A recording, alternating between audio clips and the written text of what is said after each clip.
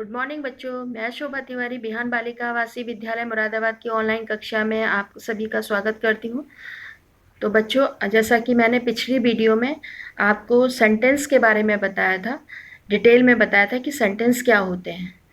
तो अगर किसी ने वो वीडियो नहीं देखी है तो इस वीडियो को देखने से पहले वो वीडियो अवश्य देख लें, क्योंकि आपको तभी समझ में आएगा पूरा टॉपिक जब आपने वो वाली वीडियो देखी होगी। तो आज उसी टॉपिक पर आधारित है आज का टॉपिक। तो देखो बच्चों, आज का टॉपिक है पार्ट्स ऑफ सेंटेंस।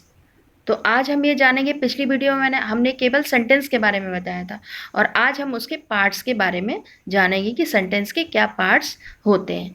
बच्चों, इसमें दो चीज़ें हैं, एक आता है कि पार्ट्स ऑफ सेंटेंस और एक होता है काइंड्स ऑफ सेंटेंस। तो ये बच्चों ये ध्यान रखना कि हमेशा जो है पार्ट्स क्या होते हैं, भाग होते हैं। किसी भी सेंटेंस को हम कैसे डिवाइड कर सकते हैं, उसके कितने भागों में उसको डिवाइड कर सकते हैं। ये तो हो गया आपके पार्ट्स हो गए, ठीक है। दूसरा होता है आपके काइंड्स ऑफ सेंटेंस, और काइंड्स क्या है कि ये जो सेंटेंस हैं वो कितने तरीके के काइंड्स होते हैं, उसके अलग अलग कितने तरीके के प्रकार होते हैं। इसका मैं वीडियो आपको नेक्स्ट उसमें बताऊंगी और तभी समझ में आ पाएगा आपको कि सेंटेंस के काइंड्स क्या होते हैं। तो यहाँ पे फिलहाल तो अभी पार्ट्स ऑफ सेंटेंस के बारे में हम आज डिटेल में जानेंगे। तो देखो बच्चों, सेंटेंस हमने आपको क्या बताया था, सेंटेंस किसे कहते हैं। सेंटेंस यानी कि वर्ड्स का जो समूह होता है, अगर उससे कोई उसका मतलब नहीं, उसका कोई मीनिंग निकल रहा है, कोई मतलब निकल रहा है, तो उसे हम सेंटेंस कहते हैं। सेंटेंस आपके तो देखो, सेंटेंस के कौन कौन से पार्ट्स होते हैं, सब्जेक्ट और प्रेडिकेट। सब्जेक्ट और प्रेडिकेट ये दो पार्ट्स होते हैं सेंटेंस के। सब्जेक्ट हमारे किस रूप में आ सकता है, नाउन के रूप में भी आ सकता है और प्रोनाउन के रूप में भी आ सकता है। और प्रेडिकेट आपका किस रूप में आ सकता है, वर्ब में, ऑब्जेक्ट में और कॉम्प्लीमेंट्स में, ये इस रूप में आ सकते हैं। तो फिलहाल तो अभी हमें जो है नाउन, प्रोनाउन, वर्ब और इन सब के वीडियो में आपको डिटेल में, क्योंकि ये भी काफ़ी बड़े टॉपिक हैं और इसको अलग से उसकी वीडियो बना के तब आपको बताऊंगी। तो फिलहाल तो आज हम केवल सब्जेक्ट और प्रेडिकेट में डिवाइडेशन सीखेंगे कि किस तरीके से किसी भी सेंटेंस में हम सब्जेक्ट को कैसे पहचाने और प्रेडिकेट को कैसे पहचाने। इन दोनों में बस हमें डिवीज़न करना है। तो देखो, अब हम पहले जानेंगे सब्जेक्ट के बारे में। सब्जेक्ट क्या होता है, कर्ता। सब्जेक्ट का मतलब होता है कर्ता, यानी कि कार्य करने वाला, ठीक है। तो सब्जेक्ट का क्या मतलब है, कार्य करने वाला, यानी कि जब कोई भी सेंटेंस आता है उसमें कोई ना कोई कार्य करने वाला होता है, तो वो क्या कहलाता है, सब्जेक्ट कहलाता है। तो देखो, जैसे जैसे मैंने ये कहा, Ram is reading the Ramayana, ये सेंटेंस है। इस सेंटेंस में कार्य कौन कर रहा है, राम। तो राम कौन हो गया, आपका कर्ता, यानी कि सब्जेक्ट हो गया, ठीक है। अब देखो, इधर देखो डेफिनेशन इसकी, it is the part of a sentence which tell us who और what the sentence is about.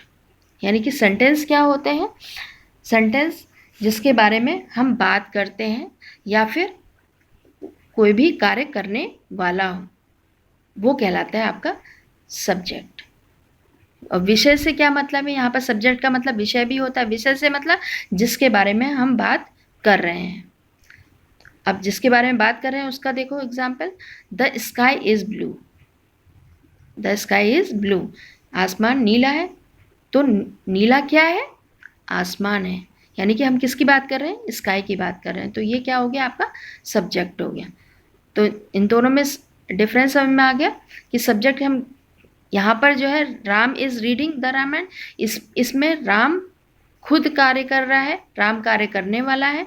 और इस वाले में द स्काई इज़ ब्लू, इसमें इसके बारे में बताया गया है, यानी कि स्काई के बारे में बताया गया है। तो ये इसमें राम और इसमें स्काई क्या है, सब्जेक्ट है, ठीक है। और इसको वैसे भी आप कर सकते हो, जैसे कि इसको अब हम Ram is reading the Ramayana, अगर हम ये कहें कि रामायण कौन पढ़ रहा है, रामायण कौन पढ़ रहा है, तो कौन, अगर हम इस कौन का आंसर ढूंढें, कौन का आंसर ढूंढें तो क्या मिलेगा हमें, राम। तो ये राम कौन हो गया, सब्जेक्ट हो गया, ठीक है बच्चों। अब देखो स्ट्रक्चर, किसी भी सेंटेंस के स्ट्रक्चर में सब्जेक्ट की स्थिति कहाँ पर होती है। कहाँ पर सब्जेक्ट लिखा जाता है। तो सेंटेंस का स्ट्रक्चर है जो जनरली होता है subject plus verb plus object. ये किसी भी सेंटेंस का स्ट्रक्चर होता है। और ये हमेशा ध्यान रखिएगा, किसी भी सेंटेंस की जो शुरुआत होती है वो अधिकतर सब्जेक्ट से ही होती है। तो यानी कि सेंटेंस की शुरुआत में ही आपका सब्जेक्ट होता है। ठीक है बच्चों, अब देखो आगे। अब आता है आपका प्रेडिकेट। प्रेडिकेट क्या होता है? यानी कि प्रेडिकेट वो पार्ट्स होते हैं जिसमें आपका, अब जैसे यह है definition, it is that part of a sentence which tells something about the subject. तो प्रेडिकेट क्या हो गया? प्रेडिकेट वो पार्ट हो गया, वो भाग हो गया जिसमें सब्जेक्ट के बारे में बताया जा रहा है, जिसमें सब्जेक्ट के बारे में बताया जा रहा है। तो देखो यहाँ पर है, अब इसका स्ट्रक्चर देखो। अभी इसको हम अभी आगे एग्जाम्पल से बताएंगे अच्छी तरीके से। पहले स्ट्रक्चर देख समझ लो इसका। Subject plus verb plus object plus complement.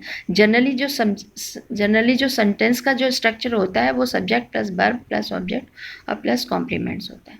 तो यानी कि वर्ब प्लस ऑब्जेक्ट और कॉम्प्लीमेंट्स, ये जो तीनों चीज़ें हो गई, वो किसके उस अंतर्गत आ जाती है?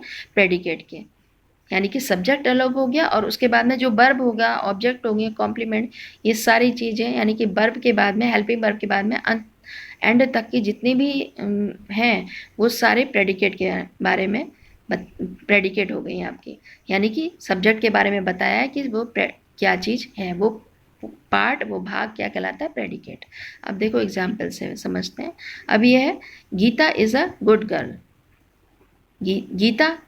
गीता यानी कि कौन अच्छी लड़की है? तो यह आंसर क्या मिला? गीता। तो गीता कौन होगी? सब्जेक्ट होगी। अब यह है इज़ अ गुड गर्ल। अब गीता के बारे में बताया कि गीता कैसी है? एक अच्छी लड़की है। तो यहाँ पर इज अ गुड गर्ल, ये पूरा क्या हो गया? ये देखो हेल्पिंग वर्ब से आ गया, हेल्पिंग वर्ब से एंड तक का प्रेडिकेट हो गया और ये सब्जेक्ट हो गया। अब देखो, ऑल स्टूडेंट्स आर डांसिंग। सभी स्टूडेंट डांस कर रहे हैं। अब इस सेंटेंस में डांस कौन कर रहा है? यानी कि स्टूडेंट्स, सभी स्टूडेंट्स डांस कर रहे हैं। तो ये हो गया सब्जेक्ट में। और आर डांसिंग यानी कि हेल्पिंग वर्ब से अंत तक का जितना भी होगा पोर्शन, वो क्या कहलाएगा? प्रेडिकेट। तो हमेशा ध्यान रखें कि सब्जेक्ट, किसी भी सेंटेंस को हम सब्जेक्ट और प्रेडिकेट में कैसे बांटें। कि तो सबसे पहले हमें क्या फोकस करना है कि जो वर्ब है, हेल्पिंग वर्ब है, हेल्पिंग वर्ब से एंड तक का पोर्शन वो कहलाएगा प्रेडिकेट में, और हेल्पिंग वर्ब से पहले का जितना भी चीज़ें आएंगी वो कहलाएगा सब्जेक्ट। ठीक है। अब ये देखो यहाँ पर था आर है, यह आर क्या है? हेल्पिंग वर्ब है। हेल्पिंग वर्ब से पहले के जितने भी वर्ड होंगे वो सब सब्जेक्ट में चले जाएंगे, और इसके हेल्पिंग वर्ब के अंत तक जितने वर्ड होंगे वो सब प्रेडिकेट में चले जाएंगे। प्रेडिकेट के भी और अलग अलग पार्ट्स हैं, अलग अलग उसका डिवीज़न है, उसका भी बनाऊंगी आगे में वीडियो। ठीक है, तो उम्मीद है ये समझ में आ गया होगा। तो अब देखो इसी पर आधारित है आपकी आज की exercise. The sun was shining brightly. तो the sun was shining brightly, अब ये पूरा एक सेंटेंस दिया हुआ है, सेंटेंस को डिवीज़न करना है सब्जेक्ट और प्रेडिकेट में। तो हमने आपको क्या बताया है कि सेंटेंस जो सब्जेक्ट होता है वो शुरुआत में होता है। ठीक है। और दूसरा प्रेडिकेट का डिवीज़न हम कहाँ से करते हैं? हेल्पिंग वर्ब से करते हैं। हेल्पिंग वर्ब से बिल्कुल अंत तक का अगर जो भी होगा वो क्या होगा? प्रेडिकेट होगा। अब इसमें हेल्पिंग वर्ब हम कहाँ पे देखें? हेल्पिंग वर्ब क्या है? वॉज। तो यहाँ से वॉज से लेकर यहाँ पूरा तक का, अंत तक का क्या आ जाएगा? ये प्रेडिकेट में आ जाएगा। ठीक है। अब है next, the dogs were barking loudly. अब इस सेंटेंस में हम देखते हैं कि सब्जेक्ट क्या है, तो यहाँ पर बहुत तेज़ी से कौन भौंक रहा है? यानी कि डॉग्स भौंक रहे हैं। तो और दूसरा, सेंटेंस की शुरुआत में क्या होता है? सब्जेक्ट होता है। और हेल्पिंग वर्ब क्या है यहाँ पर? वर्ब से लेकर अंत तक का आपका ये हो गया आपके प्रेडिकेट। ठीक है बच्चों। ऐसे ही the man and the women are working. अब इस सेंटेंस में हमें क्या करना है? हेल्पिंग वर्ब देखनी है, और हेल्पिंग वर्ब क्या है? आर। और आर से पहले का पूरा जो पोर्शन है, the man and the women, ये पूरा सब्जेक्ट हो गया। और आर वर्किंग, यहाँ एंड तक का क्या हो गया, आर से लेकर वर्किंग, ये हो गया आपका प्रेडिकेट। ऐसे ही द पेन इज़ ब्लैक, इसमें क्या हो गया आपका, द पेन क्या हो गया, सब्जेक्ट हो गया, और इज ब्लैक क्या हो गया आपका, प्रेडिकेट हो गया। ठीक है बच्चों, तो ये एक्सरसाइज आप करिएगा एज ए होमवर्क, अच्छी तरीके से करिएगा और फिर ग्रुप में डालिएगा। तो उम्मीद है आज का ये टॉपिक आपको समझ में आ गया होगा अच्छी तरीके से, और अगर नहीं समझ में आया तो आप मुझसे कांटेक्ट करिएगा। तो अच्छा लगेगा अगर कुछ कोई चीज़ नहीं समझ में आती और आप पूछते हैं, तो एक मोटिवेशन मिलता है कि कुछ अच्छा करें। ठीक है बच्चों, तो आज का टॉपिक यहीं समाप्त होता है। धन्यवाद।